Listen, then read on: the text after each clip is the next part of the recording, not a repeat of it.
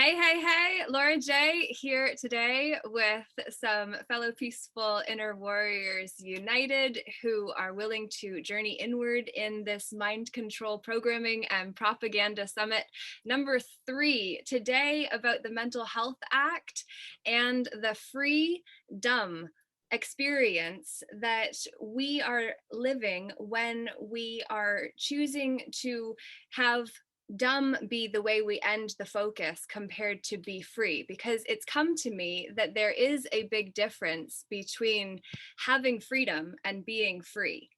And so I wanted to linguistically bring that into the frame for us to be able to really better understand how, when we understand the meaning of words, then we see that dumb, by definition, is temporarily unable or unwilling to speak. Make dumb or unheard silence, which means that one who is deemed dumb is also then eligible for the Mental Health Act and all that goes with that. And so to me, it's really important for us to really have spaces where we can have these conscious conversations. And when technology doesn't go the way that you had hoped, again, and you've got other things, you just go with the flow and you say thank you to friends who showed up to grow together and to also offer and contribute insights and knowledge. And Katya and I, we do the Monday night Kingdom Within podcast, where it's often talking about context, which is part of the reason that it took so long for us to have this conversation, which we couldn't even go live. So technically, when you see this, it's just 2:22 over on our side and we're getting going. But that's a great omen from an energetic perspective. And Katya and Peter, her husband, will speak into the context behind where they choose to go with this conversation, because I don't intend to direct things in these meetings. Ethan Lucas, I appreciate your showing up again. So 2 calls in 1 week. What a treat for all of us to be able to meet you again in a different context, because when there are different players in the field or in the gallery, then there's different energies and we're all playing with energies. So I want this to be a safe space for all of us to be able to come forward and to be able to talk about uncommon topics without judgment, and knowing that we can disagree without getting disrespectful, and then learning how to work in community together so that we are able to have the experience of raising our consciousness and finding gaps that sometimes we fall into. Even the most seasoned of any of us, it's easy to fall into a gap we're not aware of. So that's part of what I experienced in 2019 when I got locked up under the Mental Health Act. I had a gap I wasn't aware of, and I fell into it. And then I got to learn what it's like to surrender yourself to a system that is corrupt. And I learned that if you don't claim your rights, you don't have any. Or if you don't know your rights, you don't have any. And then when I got the summons, or my person did, I learned if you don't claim your rights, you don't have any. And so obviously we're all really working to get to the bottom of how it all works together. But I wanted to create a space where we could have this conscious conversation about an uncommon topic, mental health from an alternative perspective, which I do believe, if we're truly going to be part of the freedom movement, or to the movement to be free, I do believe that we need to get more comfortable with emotions and learning how to actually deal with things as they show up. Because if we get trapped up here and we're not able to raise our awareness higher, but we're too afraid to go lower into the emotions and feel ourselves in the moment, then we just loop, and that's a trap. So if we can learn how to bring ourselves back to the moment, which is into our feeling center, then we are out of the Mental Health Act and we're back in the moment, which is the present, which is the gift that we're all living. So I want to give an opportunity for any of you who are here today to unmute and share a perspective of mental health and freedom that you feel needs to be talked about, that is not being addressed currently, but that is a social or cultural issue and needs to be.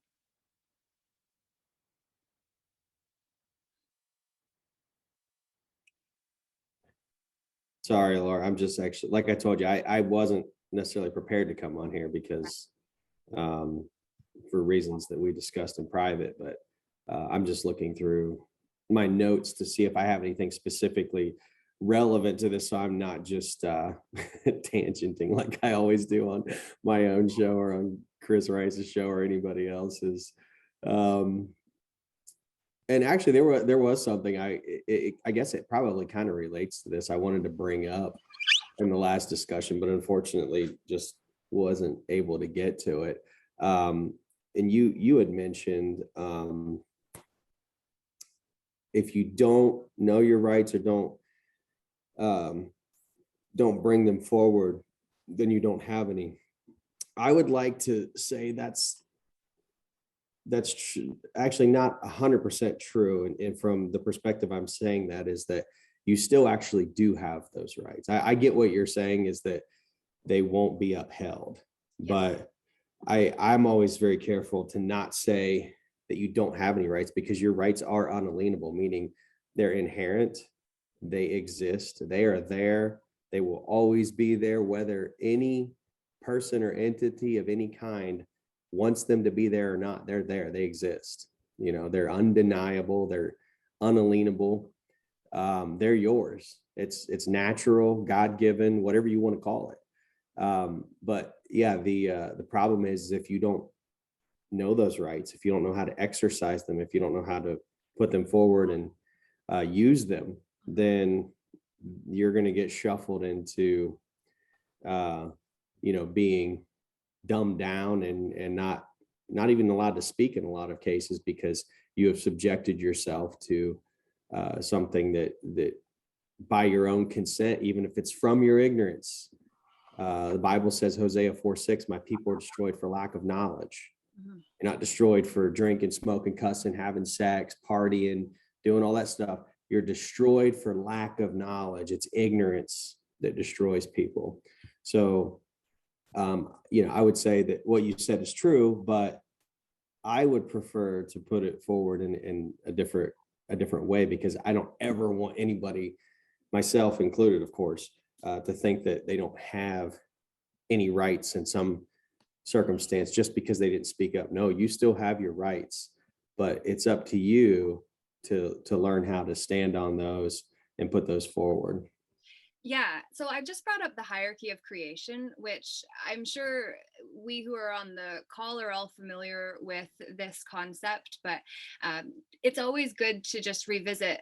Ethan, what you're saying is exactly true in that the man or woman who was created in the image and likeness of the creator or overall energy parent, so to speak, that which created us then gave us the creative ability to form government, to make life easier for us, and then also form the municipalities to uphold the legislation of the government, and then the corporations as the private sector of the public domain. So what I experienced is within the Mental Health Act, which is an act because we are all but actors who are either acting in someone else's play or we are creating because we are taking responsibility for ourselves as the creators of our world. So the corporations in the private sector of the public domain, underneath of that is actually where you see the sun, which is the representation of how the man or woman is converted by the public to then fall into a status where we don't have those rights as a status, as a person, as a patient, as all of the conversions that the man or woman is turned into. We don't have those same rights that the original did, which is why anything in the public is aboriginal. Yep. And that's, like you said, it's conversion. And I find it highly ironic that there's actually laws written in their de facto legalese system, their corporate fiction, called criminal conversion. And it's like, this is the most ironic thing in the world because what they're doing in a lot of cases, not every case. And again, that's why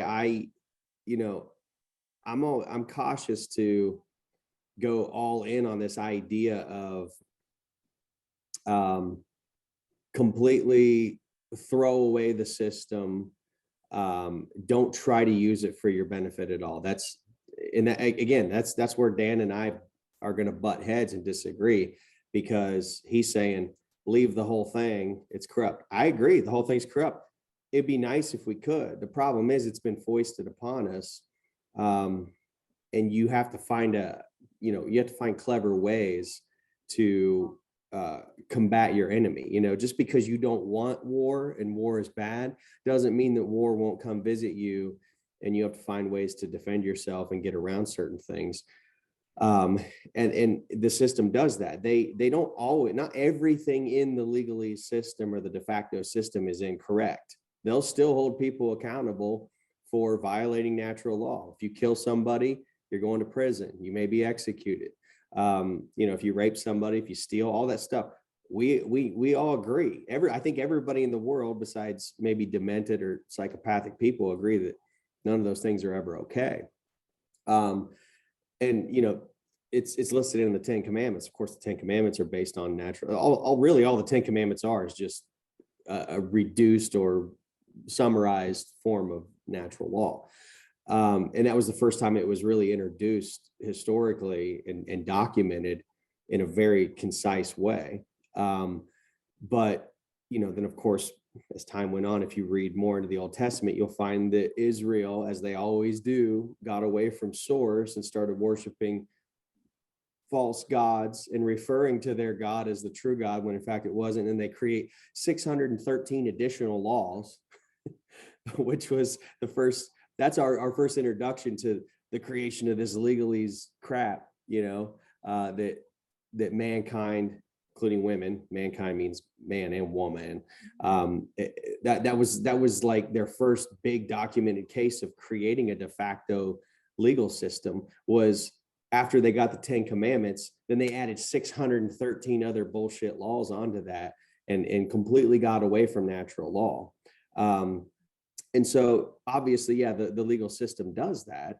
And we need to be aware of that. But the one thing they do, and in all of this, with this hierarchy you're looking at here, is they have committed criminal conversion.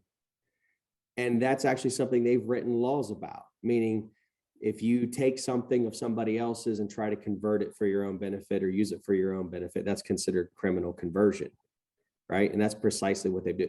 And you look at that word conversion too, break it down, conversion. Yeah. To con somebody is to deceive them. And version is simply, in a lot of ways, it could be a counterfeit. It doesn't necessarily have to be, but it's a different version of the original, right? So conversion is to take the original and change it through deception. Yeah. So that's absolutely what they're doing, is criminal. That right there, when you flip that upside down, because that's what they do, they flip that hierarchy upside down, and it becomes criminal conversion. And then they have the audacity to write laws about criminal conversion, and that's precisely what they're doing. Well, they have to, because ultimately these are all like boxes that are on top of boxes on top of boxes on top of boxes. Each corporation is a box on top of a box, which is why you have the corporation, so your business that you work for, that then has to subscribe to the municipalities, the provincial governments or the state governments, and then the federal governments, which are just different corporations that are all designed to profit off of the one they converted from an original to an aboriginal. And then they were also, because one of the maxims of law is that the creator owns the creation, then whatever is deemed under the jurisdiction, juris being what is spoke, or juris being of law or of right, and then diction being what is spoke or wrote, the one who writes the rules for the one underneath of the standing, because in public you can only take the stand, whereas in private we have standing. And then we have to know how to maintain our standing rather than be in the public and status. So then we look at the person or our private medical information, such as your back status, for instance, that actually puts you under the jurisdiction of all the ones who wrote rules around that status and what that status entails and what is enough in order to maintain your affiliation or belonging to it. And so, like with the Mental Health Act, I always bring that in, and I appreciate that you brought in the criminal conversion, because there's also the whole conversion therapy with the whole transhumanism and the transgender movement as well, that if you try to help someone who is considering transitioning into something other than they originally were, then the one who tries to convert them to stay as they are or not make any decisions to change who they originally were, the one that actually, like the parent or the professional that tries to interfere or in any way offer insight that the one considering this transition is making, they can ultimately go to jail for up to 5 years. That bill was passed this year, such as many of the bills they've been passing, because in the public, they can do whatever they want. We're dealing with McDonald's and Burger Kings and calling them government. Yeah. Well, and sorry to interrupt, but I want to inject an important thought real quick, because this was one of the things I really, and again, I'm not here to bash Dan, and I'm not going to harp on the whole thing, but just to make an important point that I wasn't able to make. It seems, and I could be wrong, but it seems like he is of the opinion that everything should be in the public, because he seems to take this stance that anything private is evil. If you're gaining in any way privately, that's evil. And I know again, I'm not bashing him. I'm just saying that that's a common perspective of a lot of religious minded people. And I know for a fact, I mean, I can take hundreds of scriptures out of the Bible and prove that the Bible indeed does not say that. I mean, so many people, in fact, all of the great people in the Bible became extremely wealthy, lots of private gain. Abraham, who started the whole thing, he was the father of all of it. The scriptures say he became richer by the day. I mean, he was extremely wealthy. I mean, he had, when his nephew Lot was kidnapped by another king, he actually had enough of his own people, his employees. Now, in the Bible, they refer to it as slaves or servants. Mm-hmm. But bear in mind, you have to have proper comprehension and understanding of what the verbiage back then, when it was written, what that meant. Because back in those days, well, even in the Roman times, when the New Testament was written, when Jesus was here, because the New Testament mentions having slaves or servants as well. The legal definition, even in the Roman system, of a servant or a slave is nothing even remotely close to what we think of. Now, there could be circumstances where it was, but in general, a servant or a slave was not somebody that was in indentured servitude unless it was for debt. They did have debt slavery, right? And they were working off a debt. But somebody could actually become a slave to a wealthy person, which is the same thing today as becoming an employee of a wealthy person or corporation, because you don't come from a wealthy background. You have a certain set of skills that are valuable. You can produce that value in society. So you can go work for somebody who has, a company or a setup of some sort. Back then, I don't know if they necessarily had corporations the same way we do now, probably very similar. I haven't dug that deep into it, but knowing what I know about how everything in our system basically operates off the Roman law, which was adopted from the Babylonian system, I would say they probably did have some form of, corporations or whatever. But with that being said, the point is that a slave or a servant in the Bible was not somebody who was, being beaten or mistreated, that didn't have their own house, didn't have their own family. They had all of that. They were essentially like employees. And a lot of people who don't study the etymology and do their proper research and exegesis of scripture and all the hermeneutics and everything that go with it to fully comprehend what was going on back then when it was written, they read this shit in a poorly translated version of English. And they say, well, see, the Bible promotes slavery. No, it doesn't. But I will say this. the Bible has done a very good job. And I talk about this stuff with Robert Michael and Chris Rice and a lot of other people who delve into the difference between de facto government and natural law. And there's a big difference between public and private. And nowhere in the Bible does it ever say that private gain is evil. Nowhere. That's a twisting of scripture. That's a common misconception that was done intentionally by the very people that we're not supposed to be trusting or taking advice from, the Babylonian system. They're the ones that took their people and translated this stuff into a version that would create a dumbed down society with a true slave mentality. Not when I say slave there, I'm not talking about the Bible term slave, which is really more like employment. Now that doesn't, again, there's different words for slave in the Bible. Okay, you can read a part in the Bible where it says slave in English, but you go back to the original Hebrew or Greek and they have different words for different types of employment or slave situations, right? Yeah. So it's very important to properly divide the word of truth, like the Bible says. You have to accurately and properly divide the word of truth, because it is a two-edged sword.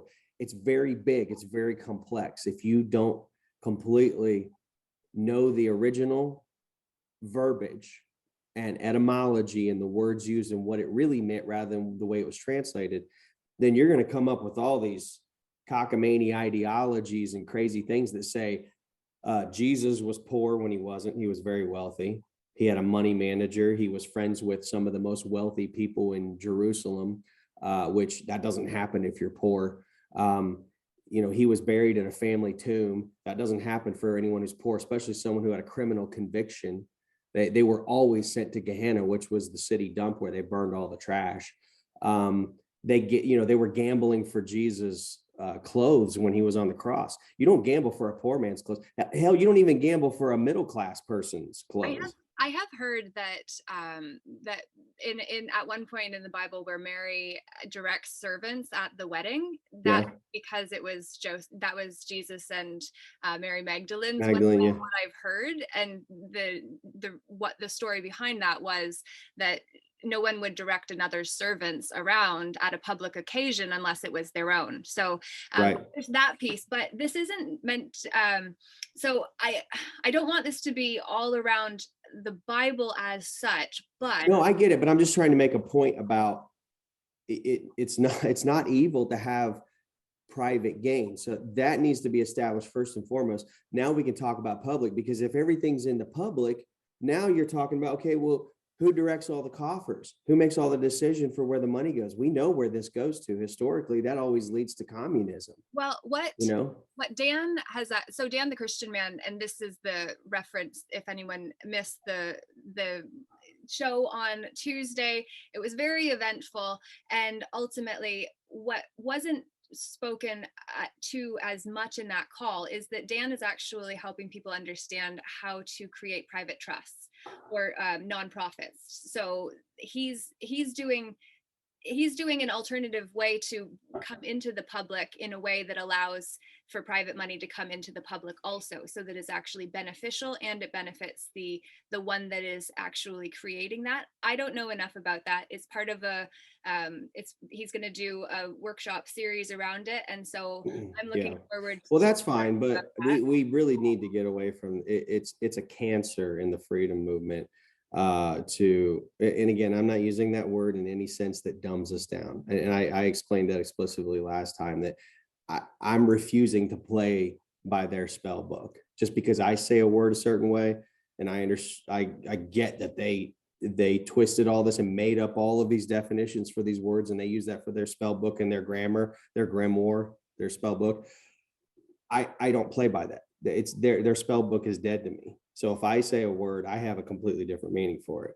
And that's the authority you need. You need to take back your authority and stay in your standing and not refuse. It's great to learn all the stuff and the way they've twisted it, but you need to fully understand and comprehend and understand and overstand the fact that your rights are unalienable.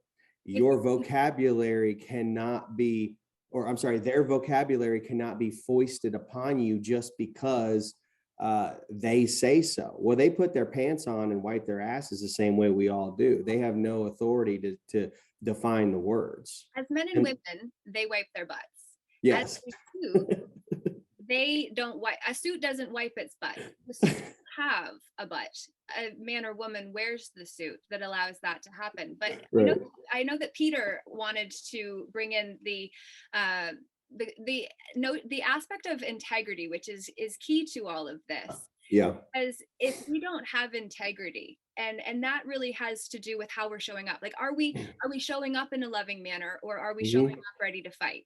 Because that has a lot to do with there's that's the cancer, right? It's we talk about love, but we don't talk about the fact that there is loving light and there is unloving light. Right. And so if Peter, if you'd be open, or Katya, to share that piece of the context equation for this conversation, it really does. We do need to know who we are. We do need to also be able to take the suits off of men and women that are protected because they are allowing, or they have learned how to use the system to their advantage. Because what I've been learning in my own legal situation and how I've been dealing with it lawfully, which is still not complete because it's taking a really long time, as it usually does with matters that are politically motivated. But ultimately, with that situation, I've learned a lot, and the mentoring that I've been receiving and just privately to be able to handle this is ultimately helping me to understand how we can live in the land of benefits, or we can live in the land of liabilities. And if we don't claim our rights ahead of time, if we show up in the court and we are going to advocate for ourselves with our words, when we already know they have traps for everything that we'll say, if we've not claimed our rights ahead of time with lawful notice, when we show up and say these things, then it doesn't stand as much as if we claim our rights ahead of time. So that's the thing about what you were saying earlier about common law and then the criminality. Well, common law, the tenets of it: cause no harm, loss, or fraud, and keep the peace. And if you don't do that, it's criminal because you've committed a crime. But in common law, if there is no victim, there is no crime. Administrative law, in the corporations, in that sector, that's a very different equation. They don't need a victim because they set the rules. Whereas when we actually take the suits off of all of the ones playing there and say, okay, come back to being just a man or woman that may or may not wear suits, it doesn't matter, then we get back to the moment where our power exists, where we can be integrous, where we can make choices that are going to get us out of our head and back into our heart, and also connect with others that may or may not agree with what we're saying, but that are willing to be in the space and be able to share a perspective, and to also work out things when they go wrong, because they don't always go right. And then when we take it personally, or we make those judgments and we just throw people out, we have a throwaway culture, and it's a problem. We have to really figure out, like, what shows up in our space is a reflection of what's on the inside. So I'd love to throw it over to the Palmarys now and hear your perspective once you guys get unmuted. Hi. So Peter and I come from the background of looking at the inner world. And so we would say that right now we're in a crisis of consciousness.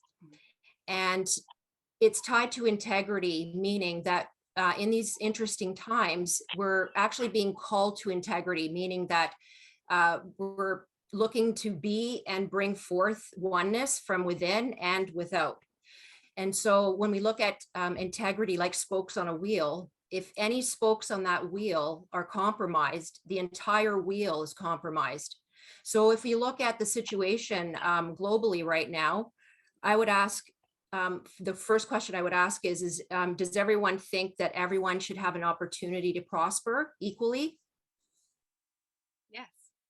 Is everyone in agreement? And I would ask the second question, second question I would ask is do we have a system that functions to allow for that? No. Nope. It's crony capitalism right now. Exactly. And so there's a fundamental issue. When we look at the core, let's talk about the root cause. If we don't fundamentally look at that system and create something where it allows for equal prosperity, then this will just continue to be a loop of the vicious cycle. And I think that's what's missing right now is we're looking at all these Band-Aid solutions. We're looking at things not at a deep core as an issue. And so when we talk about mental illness, obviously this is correlated because there is this diminishment context that's behind everything. And I would say that it started with the fact that someone created a story that when we're born into this world, miraculous beings that we are, we don't deserve food. We don't deserve water. We don't deserve. So what we've created is we have to earn a living. So that earn a living is causing us to come from, I believe, the not good enough context. I think that's running behind almost every single human being. And so if we look at the languaging we're using, we're looking at the systems that are in place. Fundamentally, it's time, I think, to start really looking at how are we going to transform the systems.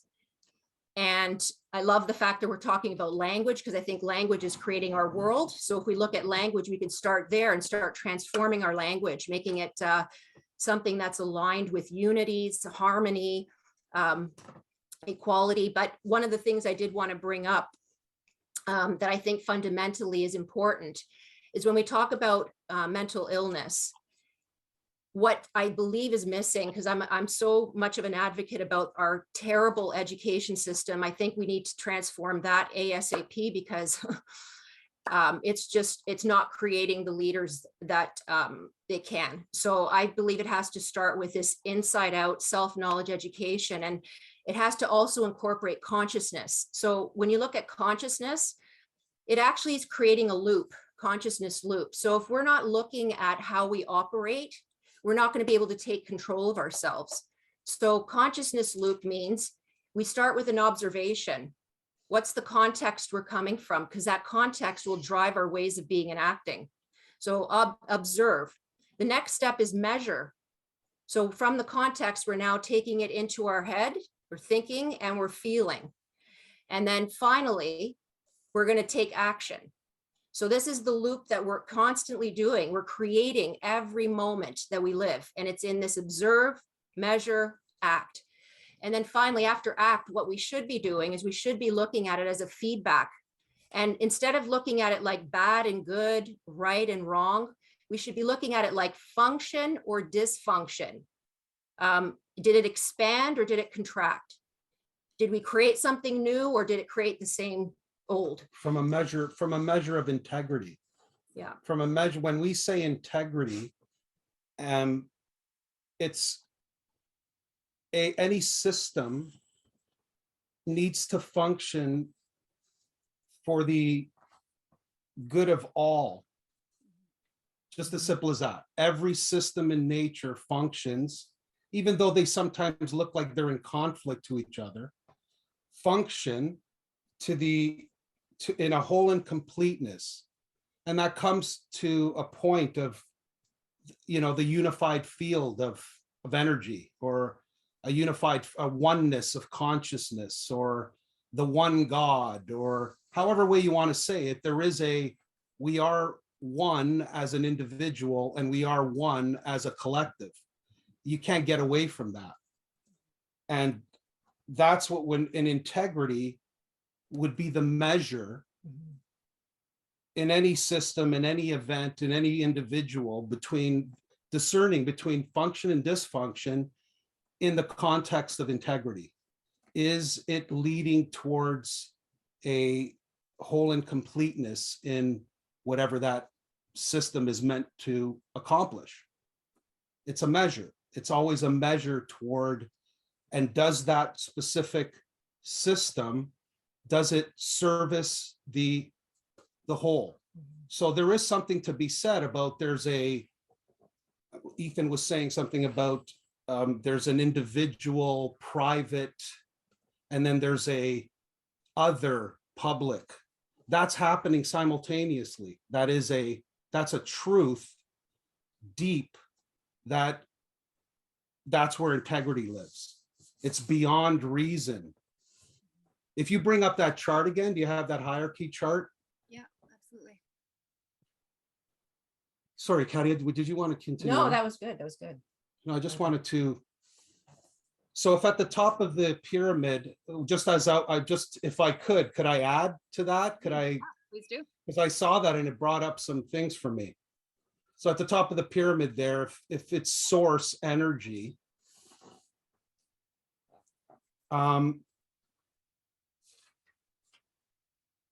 let's say right underneath source energy, you could draw a dotted line and add natural law or principles that exist before any laws that are made up in language. So call it that's God's language or source's language, and it manifests itself in principles and patterns of energy. Then draw another dotted line, let's say, and then add the above, let's say man and woman, add language. The context, yeah. Or the Sorry, no, sorry. Then you have man and woman. I'm sorry, natural laws. Then you have man and woman. I meant above government. Yeah. Add another dotted line amongst below man and woman, and then add language.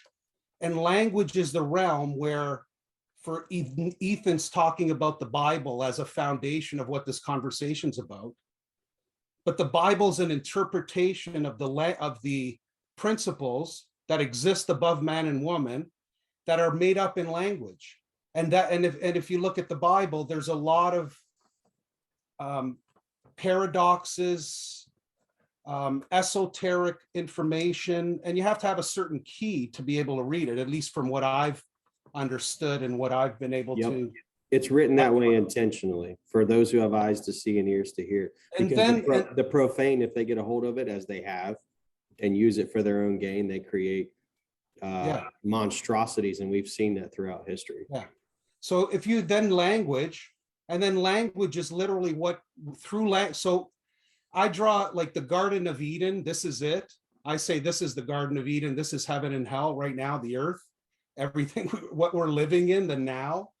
And when we got here, everything that we needed was already provided. That's the realm that you're talking about, where they cannot take those rights away from us, where we've all got source rights. We were born. Imagine each one of us being born. Every time we're born, we're the only ones here, born in the Garden of Eden naked. And everything that we see is provided for each and every one of us. The only difference is when you add an individual, now you've got two gods, call it, living on the planet, in which divide that. There's no hierarchy of property, in my opinion, and or resources above what the source provides, and what man or woman can say how much goes to whom. The only solution is some form of a equal share, and that's not communism. That's not the idea. There is not communism. The idea there is there's a realm of law. There's a realm of rights that exists before human being made up laws in language, before we started to think above what the source already provided us. The source provided us with seed that literally is abundance. It proves, I can prove through a seed that we have abundance, and scarcity doesn't exist on this planet. Scarcity in the context of anything we would need, as in basic needs and basic rights. Everything else we make up, like all the other games we made up of like, I own this product or this, and we manufactured that we made up in language, that's the realm of man. What's not the realm of man is the earth and all its resources that only the source made and or earth made. Man didn't make it. That's the realm where all of us share that realm equally, because no man or woman can lay claim to that. And then I just wanted to add to come full around you started, Laura, about freedom and mental health. Mhm. I'm really someone who focuses on the roots of words. And when you look at the word freedom, so dumb I know you were saying it in a certain context. I think they mean like a domain, like a domain of being free. And what's the word free mean? Free actually means to love, and it's related to friend. Friend and free are literally the same word. The root of it is to love. And tying that to mental health, it's just as simple as that. Actually, every teacher, every story in the Bible, good or bad, evil, whatever, or loving, always points back to some form of, it's all about you and other, or me and other. And it's the core, this real secret is, and funny enough, freedom means to love. And friend is I guess I don't know what you would call that, this exact same word in a different way, meaning yourself and other are the one, and the only solution is love. That exists above language. And that if I were to take that chart and I were to go man and woman, and then source above that, or natural laws and then source, somewhere in the realm of the source laws and man and woman is where there's a natural domain, and it's either in that domain, it's either a domain of extinction or evolution, some form of fear or love. And because we're a species that evolves, I say that the love is the higher pull in that realm.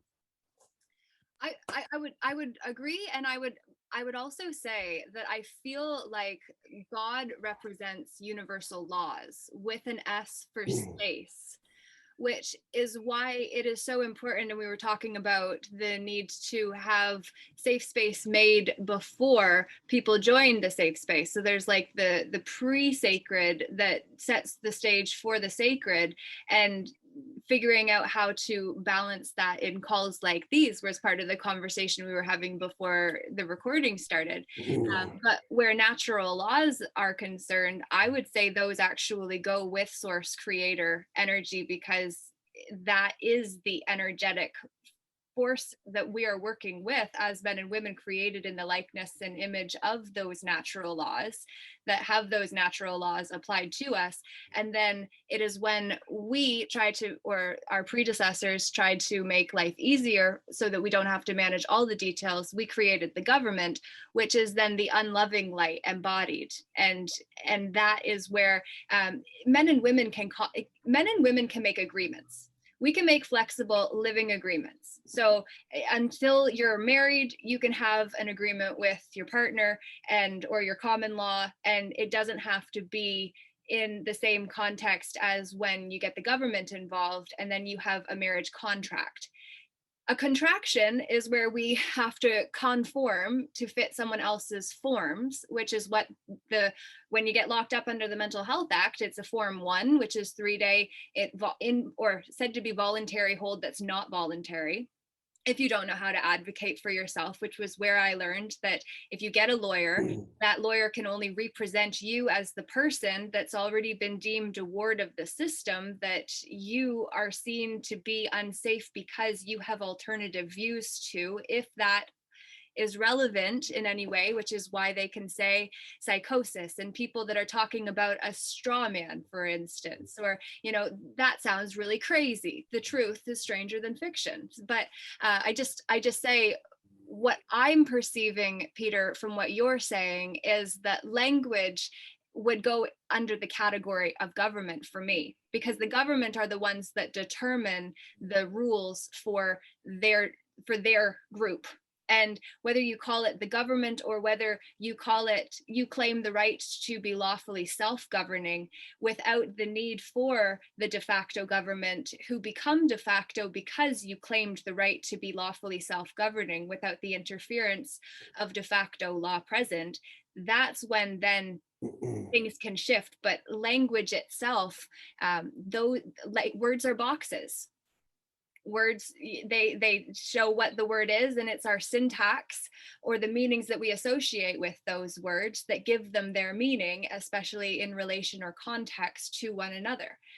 So that's only my interpretation of what you were sharing. It doesn't mean it's right, but I feel like universal laws, when we start recognizing where the mother has been lost, you know, when we start looking at the divine feminine and the divine masculine and finding balance within ourselves of those energies, and then we start to see how man is a short form for manifestation and woman is the will of manifestation, because as the woman we represent the will, and then we can support our man or other men in the unfoldment of their potential if we are willing to hold space and offer acceptance lovingly.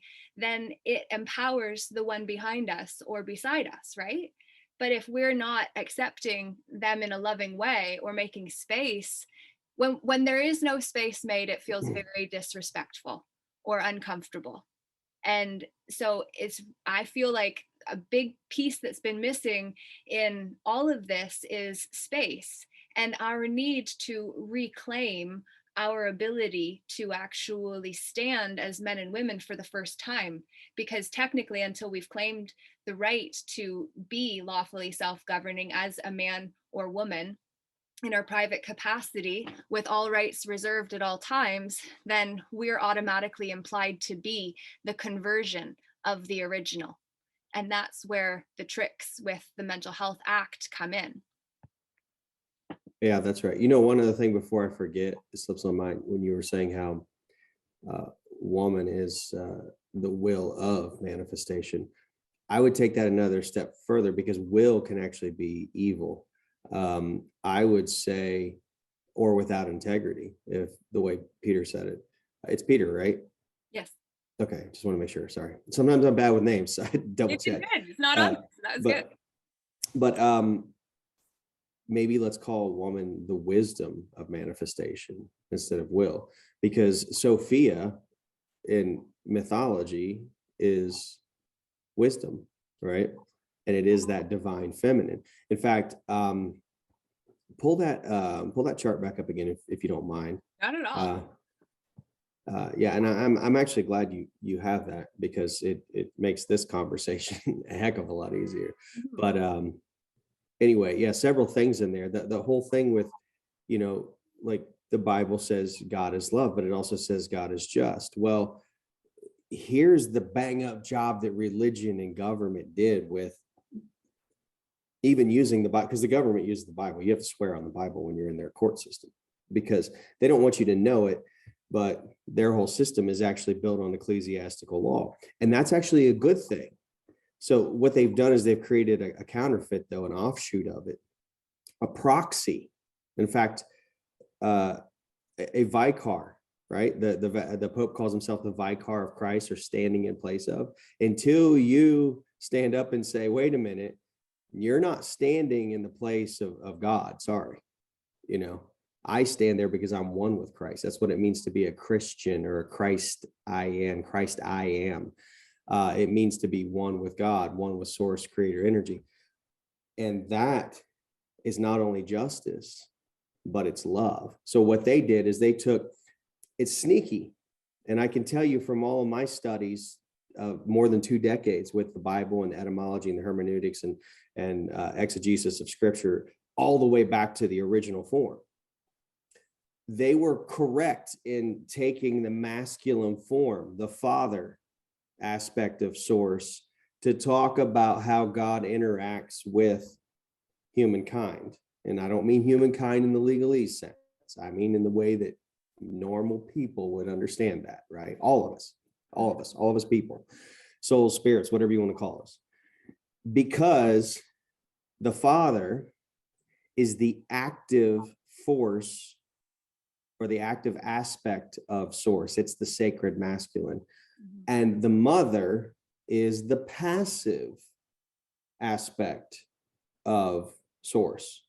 So when speaking as far as God is justice, that is the Father, that is the active aspect of force. But then when it says God is love, that's the divine feminine, that is the passive aspect of source. So it's easier really, and the New Testament actually dwells more on that divine feminine than the Old Testament does, because the Old Testament's all about law. It's all about justice, right? Do good, get good, do bad, get bad, right? But then comes along Jesus in the New Testament, and now he's expressing the divine feminine, the love aspect of source. And that is, it's no longer about do good, you get good, do bad, you get bad. It's about grace. Now it's about getting undeserved favor. Okay. And that is the love aspect. Now people say, well, that stands in contradistinction, or that's self-contradictory. No, you have to rightly divide the word of truth, properly understand. What is divided? You cut something in half. There's two parts to it. Masculine, feminine, sacred masculine, divine feminine. There's justice, masculine, active force. And then there's love, passive, divine feminine. That's the passive aspect. And where we've gone wrong is we have mistaken the fact that, yes, the active masculine aspect of source is the one that sows the seed, that is the giver. It gives. The feminine is the receiver, the vessel, right? So it is Father that gives and gives and gives. Mother doesn't actually give, mother accepts. But that's what love is. Love is acceptance, right? But if you don't have the two in perfect harmony and balance and in equal form working together, then you're going to end up with a monstrosity of a system. So what they do is they've taken that concept of, well, it's all about justice. It's all about Father. It's all about, giving out instead of acceptance, and on both the positive and negative side. And what they do is they create this thing called government, which government means mind control. Ment is Latin for mind, and govern means to control. And so they're like, okay, well, we have to have control of some sort, because if everything goes out of control, then everybody's, going to take advantage of, or a lot of people are going to take advantage of a lot of people. Here's where they went wrong. They only selected, and I think a lot of it's conditioning from the fact that we took the Bible and we only focused on, which again is not a bad thing to focus on that sacred masculine, but we take it out of balance. That's the Old Testament, out of balance with the New Testament, which is the divine feminine. And we don't understand that there needs in government, in mind control, because mind control is not necessarily bad, because you need to control even your own mind. There has to be controls there, because if it goes out of control, you're just all over the place. It's chaos. And so what they did is like, we need justice. We need justice. And so they just drew from that overwhelming masculine side, that exertive,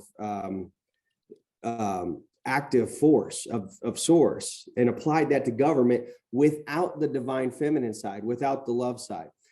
So our justice system needs to be more than just justice. It needs to have care involved. There's no care. There's just justice. It's like blind, they're not even hiding it. They got this blind chick sitting on top of all the court buildings holding scales. She's got a blindfold on. Oh, justice is blind. And they pretend like that's a good thing. That is not a good thing. That is not a good thing, because, and it's true, justice is blind, because without care, without observation, without consideration, without wisdom, Sophia, then justice becomes completely criminal in a lot of ways, because it encroaches on the natural, unalienable rights of souls everywhere. And it allows for a system to thrive that finds ways to manipulate. You know what I'm saying? So without Sophia, without the divine feminine, without the wisdom or the care aspect that should be involved in our government, you get what you have now. And I think that just that, and that's expounding on what Peter said. But that's the way I see it and the way it should be. We just need to find a way to, the justice system needs to be more than just the justice system. It needs to be a care system as well. Yeah, well, it's the tree of life is said to have justice being mercy. Mercy is Yeah. balanced. Right. We forget about the merciful. Mercy is care. That's the Yeah. divine feminine. Yeah, absolutely. I see the Paul Marys have unmuted, so you've got something you wanted to contribute. I was just going to say that justice in the realm of, sorry, the masculine, I guess what you're saying, Ethan, got created is we've definitely been pulled into a masculine. So if there's a scale of masculine and feminine, and we're not talking about male and female, we're talking about energy. We've been definitely pulled to the masculine, call it the left masculine, which is also tied to certain characteristics, tied to logic and a lot of reason, and where the feminine or more is beyond that. There's and what you're saying. So then there's in that realm of logic and reason is this world of justice, but also in that realm of masculine, justice is defined with right and wrong. But if you really look at justice as in at a higher realm of what justice is in the center, justice or just would mean something is in integrity. So when Right. something's in integrity and it's whole and complete, it would be called just. I agree with that.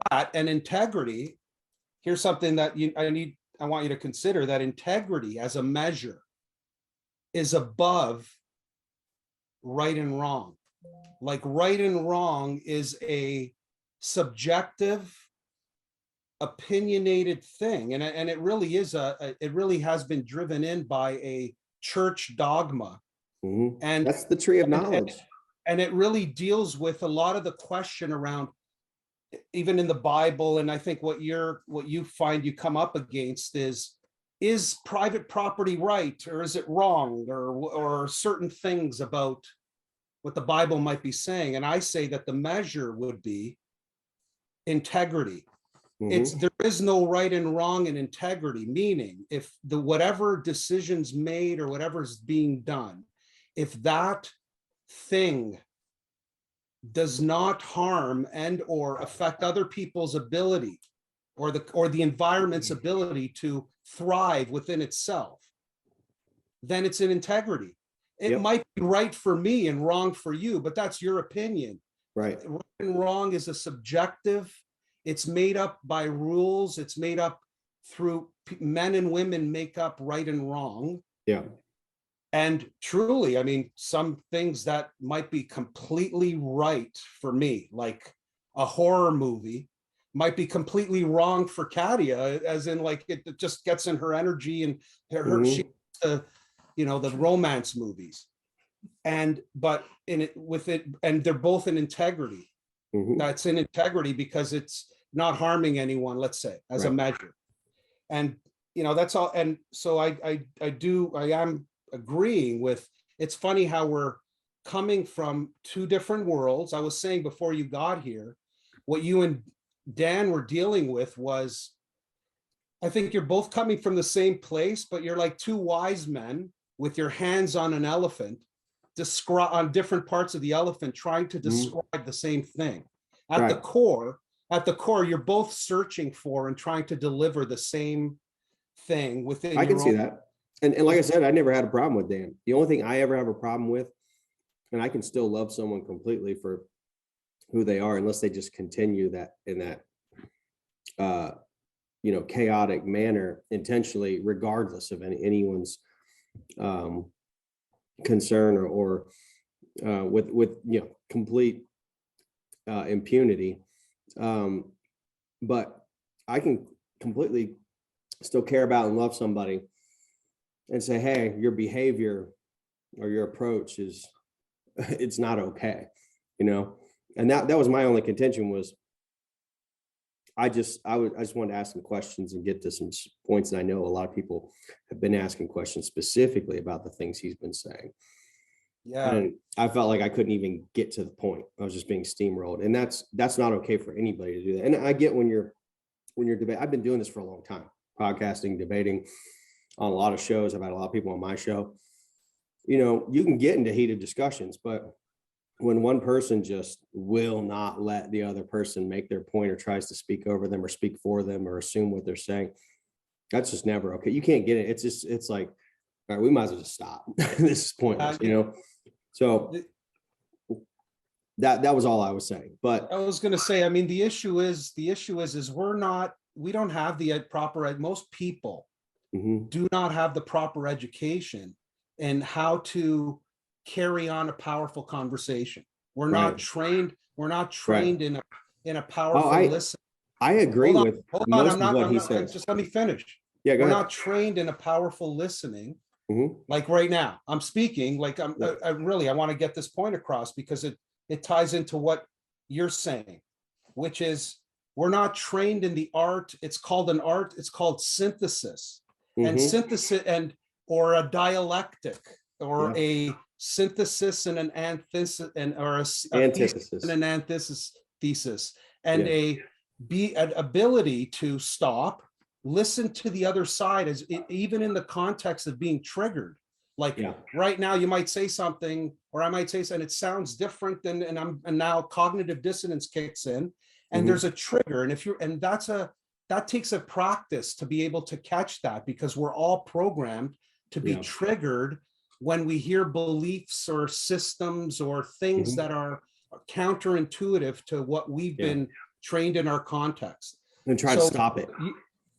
So you and Dan are what was missing was that what I was saying to Laura, what would help is like really getting that straight before, like kind of this is what could happen, right? This is who I am. This is it. And there are various contexts that are going to be brought into the space. And remember that like your point of view and their point of view, they're not wrong. And in fact, are right. It's kind of like, can you find a way to actually get the other side? Because in that's where the magic happens. When someone is so strong in their way and can actually get that other person, sometimes that transforms it. That's where the transformation happens, is in the going beyond what you thought was an idea. And maybe you and Dan could have like, and it's not your fault, his fault. It's not even his fault. It's like I get caught. I've been in so many situations where I got triggered, someone else got triggered, and then you go into this thing where you start talking over each other. And all that's missing now is,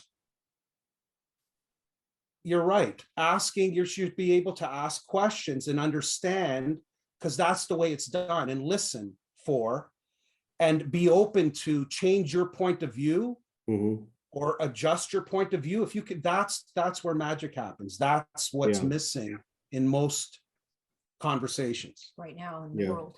Huge all around the world, and especially within the freedom movement, because the thing is it's bad since the very beginning with the freedom movement. It's just like, if we can't even connect and unify and get over our egos to be able to come into a space where we're all in common ground, we all come with knowledge and insights, and then wisdom is lived knowledge that we've applied and we've walked, and then we know it because it's in us, because we've experienced it firsthand.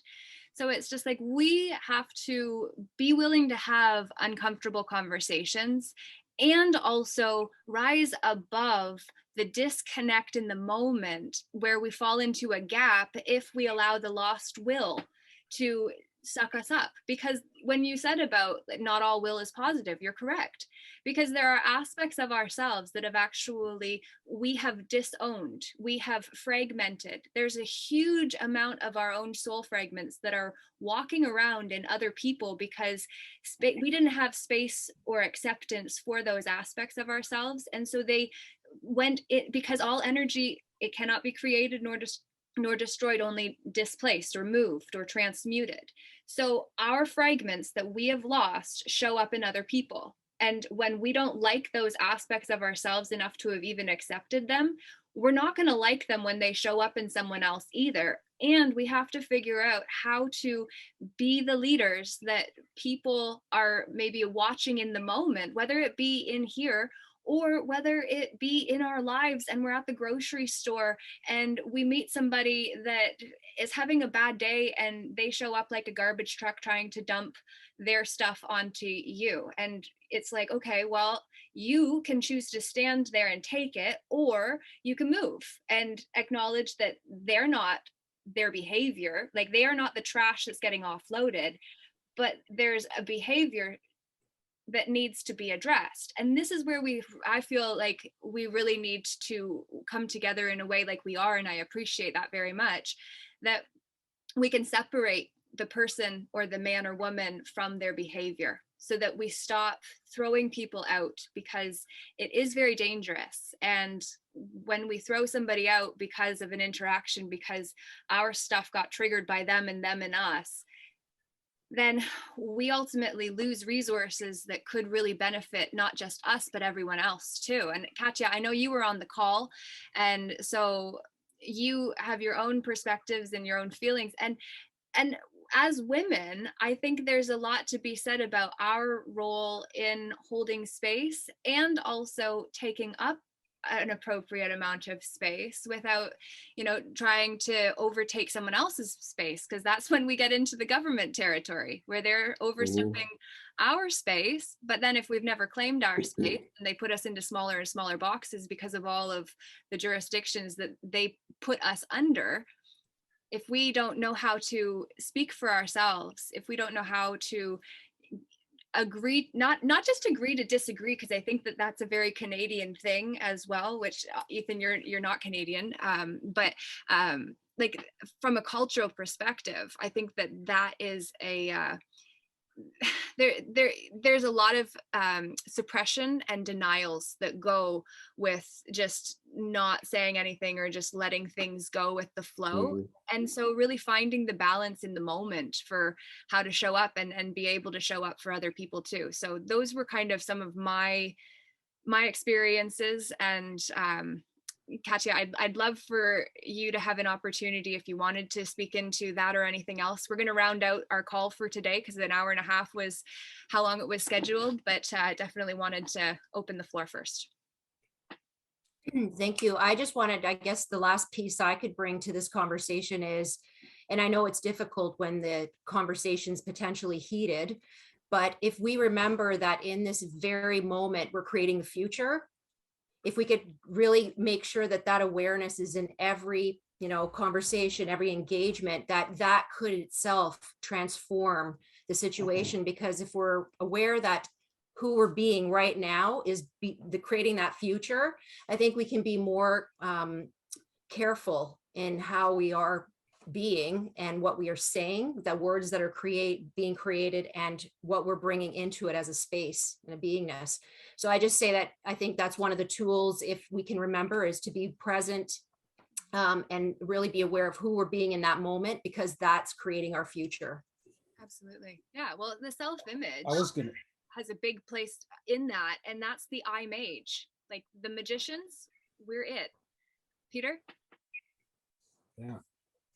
I wanted a couple quick things. I was going to say, what do you think, Ethan, Laura, about, you were mentioning something about will. Sorry, is that? We can hear you. Okay. Sorry. Something came up on the screen.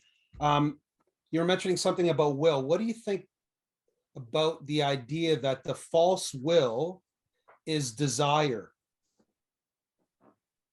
Give that some thought, that a will or what did you say, Ethan? You called the will. So first of all, you were saying the will, or you guys Oh, were saying the I will. referred given it in back to wisdom. Yeah, but someone anyway. I'm saying that a false will, as in what I've discovered in our teaching, what we say is will has to do with the solar plexus, kind of, and it's a masculine actually energy, will, and that's where will um, exists, that we say, and that a false will or a will not in integrity is desire. So it's something pulling you forward, but desire tends to lead towards dysfunction. Desires live in the lower realms of energy. But that's another whole topic. Sorry to get it off topic. I just something to think about. And then I just No, I wanted to agree with that. in review of freedom, going back to freedom as what Laura talked about, I wanted to ask both of you, or I guess since you've been contributing, Ethan, why do you do what you're doing? Why are you doing this? Have you been searching and looking for 8-10 years, doing your research? You do a podcast, you show up here, you give your time. Is this for, what is the real, like authentic, real reason why you do this? It's my call. It's like, I guess that's like asking a fish why they stay in the water. I mean, it's just my calling, seriously. Like I feel like that's when there's two times when you do something and you're like, I don't know why I do it. And there's those two versions are if you probably shouldn't be doing it, it's you don't know because you've been programmed to do that. You've been trained to do that. It's habit. And you don't know why, because it's programming. This isn't programming for me. I'm going against the grain of everything I was raised and brought up in. And so when I say I don't know why I do it, it's an intuitive inner drive. It's a calling. It's just why I'm here. That's the only reason it's instinct, and not instinctual in the sense that it's programming. It comes from that higher self, the instinct of higher self of this is why I'm here. There's no reason for me to even be here if I'm not doing this. Whether I get gain from it or not is irrelevant. Most of the time I don't. That's why just like, Jesus had his own business, as a carpenter. The disciples, they had their own businesses. Paul, he was a tent maker, that's where he made his money and made his living. Well, don't call it, you don't need to call it, do we need to call it a business or money and making a living? Why not say like for you, a calling is a contribution? Why not call it everything is a contribution, their self-expression? And my question, I was going to ask, so your calling, does that, like whatever you're doing, do you feel freedom in it? Are you free when you're doing this? Yeah, I'm a fish breathing water when I do this. If I'm not doing it, I'm a fish out of water. But I mean, it's been a lifelong thing. I'm 42 years old now. And, I started this, the bell went on in the pineal gland in my mid-teens, probably 15, maybe even a little earlier, maybe 14. The wheels started really turning. But I've been in in-depth research since I was 15, 16 years old.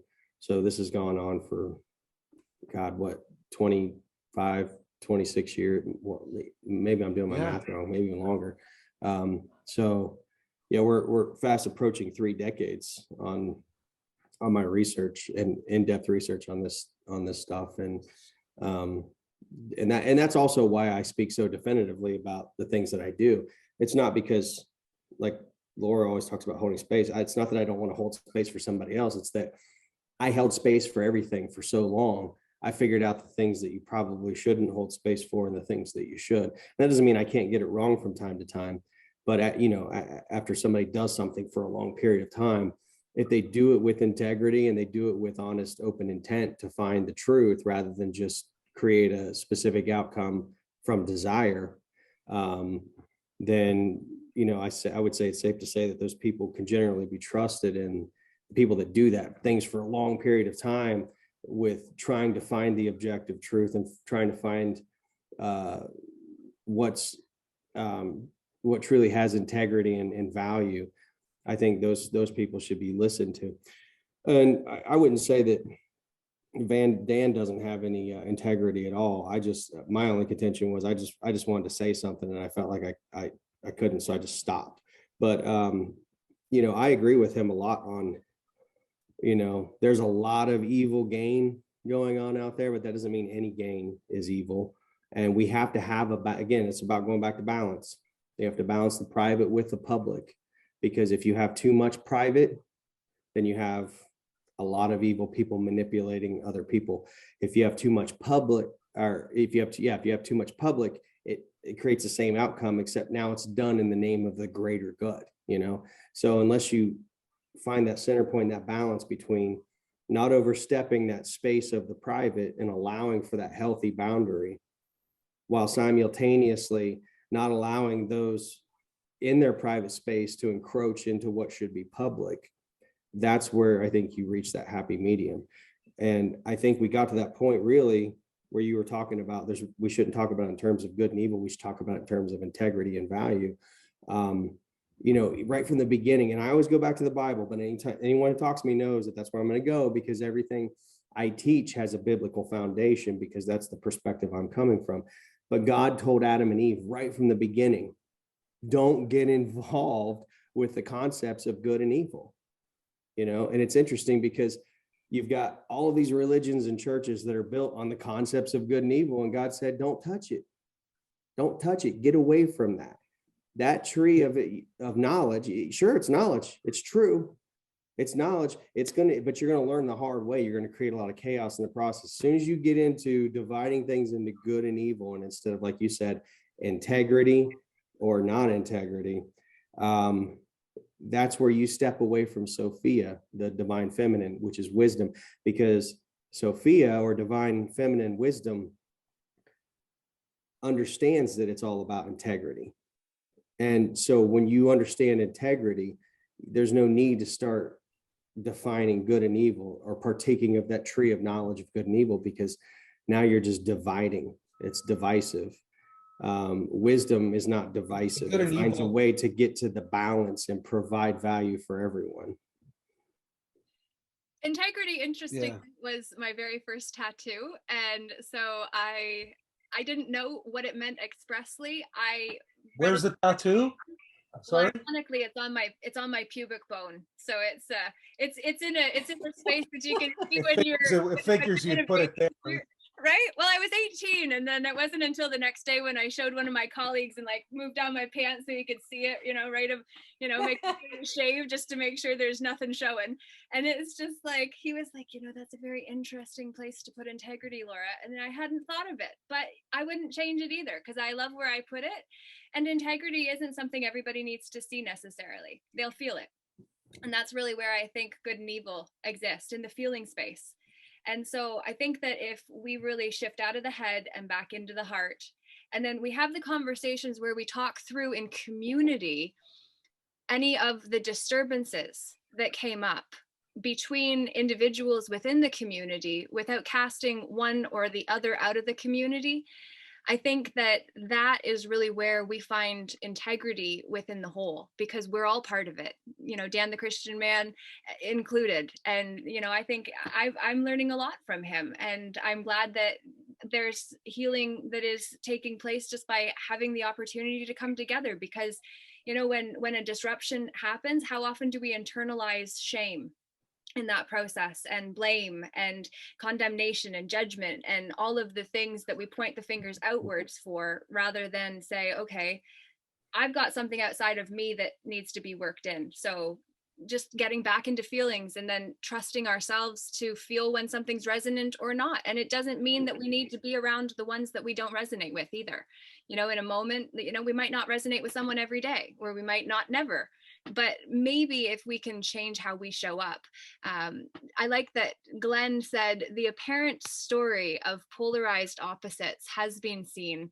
Winds of change is on the horizon. And absolutely, we're in a changing time. Absolutely.